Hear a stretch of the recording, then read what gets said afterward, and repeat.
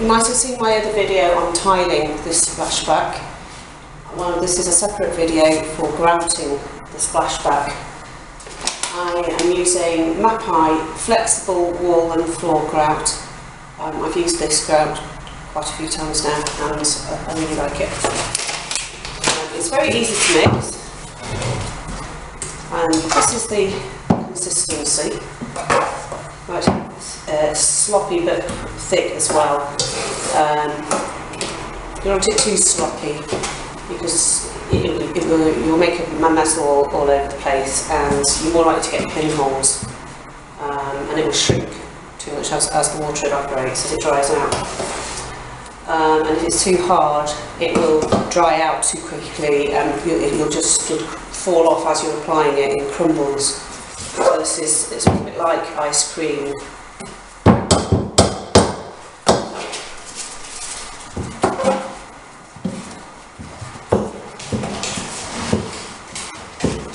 Probably not the best equipment, but I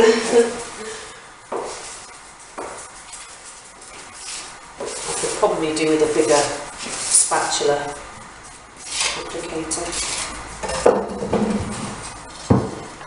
But this will have to do.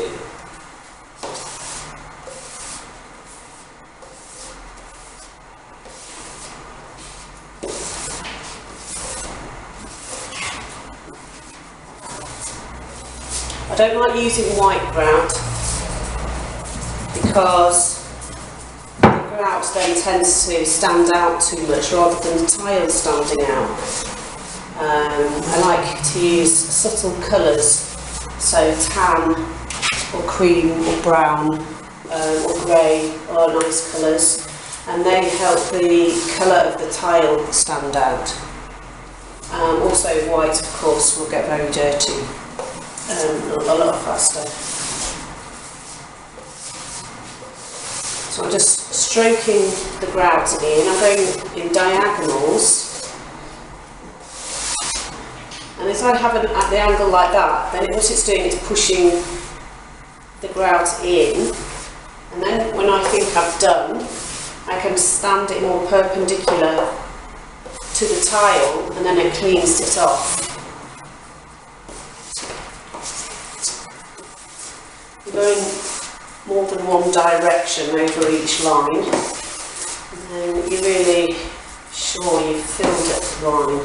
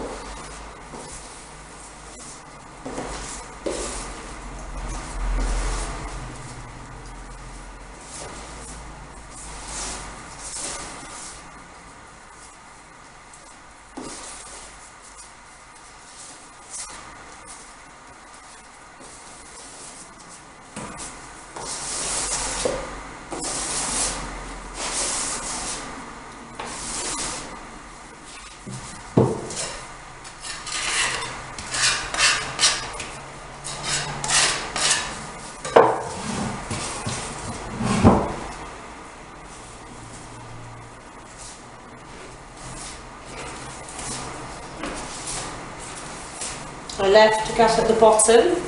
I sat the tiles, the first layer of tiles, the first row rather, of tiles onto spaces, tile spaces, so that it left a small gap for grout to go in.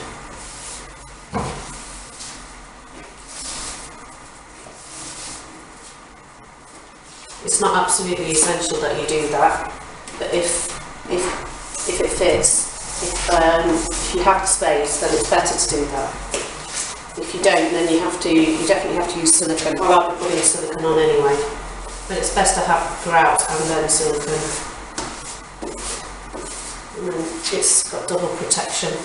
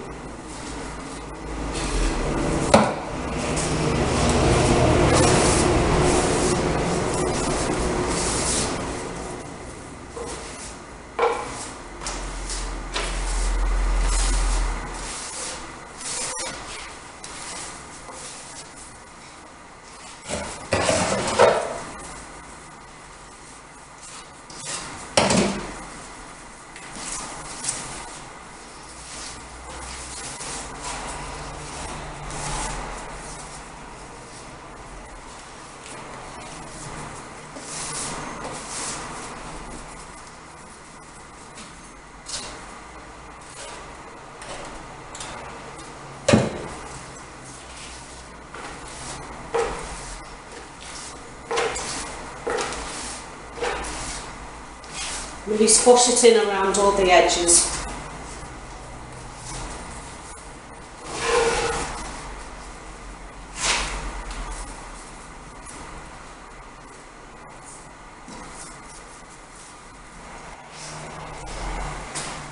My extractor fan, by the way, has been fitted a bit strangely. Had to be rammed up, back and up the chimney breast, so it's not ideal, but you have to.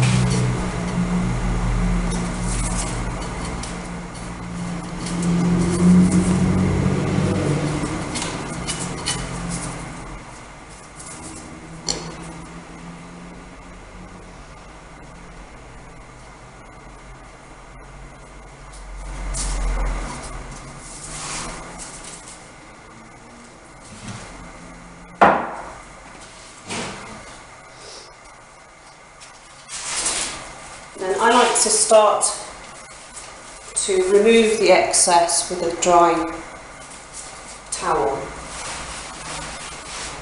rather than a wet cloth or sponge, because if you use anything wet, it's going to re-wet the grout and smear it all over the tiles, and then you'll have to wait and then for it to dry and wipe it again. And if you do it with another wet cloth, it's going to smear it all over again, and all you're going to do is wash out the grout from the grout lines. If you use a dry cloth, towel, you can get started pretty much as soon as you finish tiling and rub down to get most of the excess off. Later on you can use a wet cloth.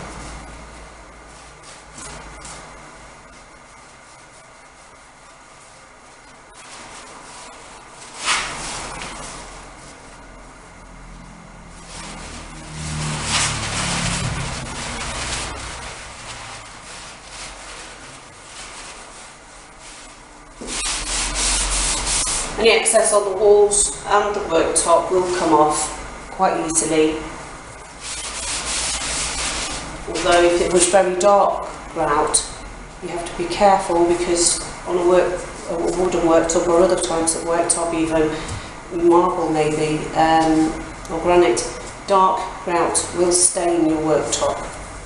but if it does, you can wash it out and sand it out.